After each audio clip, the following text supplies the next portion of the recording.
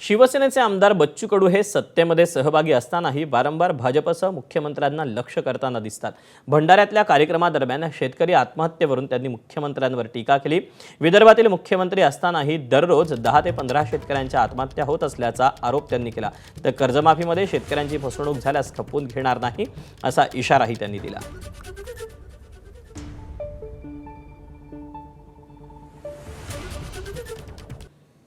महाराष्ट्रातले मुख्यमंत्री विदर्भातले असताना आम्हाला आत्महत्याच्या समोर जावं लागतं, खाली मान पाहावं लागतंय।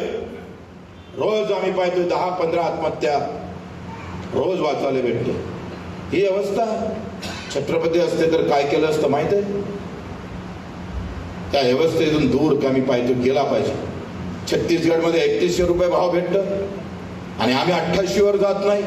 2300 रुपये भाव आणि तिथं आम्ही 500-600 रुपये एका क्विंटल मागे बोनस येतं। 28 आणि 27च्या वरती धानाले भाव भेटत नाही। काय हे बोलायचं नाही? हे बोलायचं नाही? सत्तेत आहे म्हणून चूप बसायचं? पूर्ण फसगत होत नाही, लक्षात घ्या।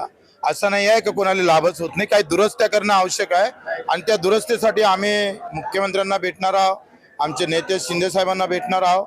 अधिवेशनात सुद्धा त्याचा आवाज उचलू आणि नाही झालं तर पुन्हा आम्ही आहेच लढाले।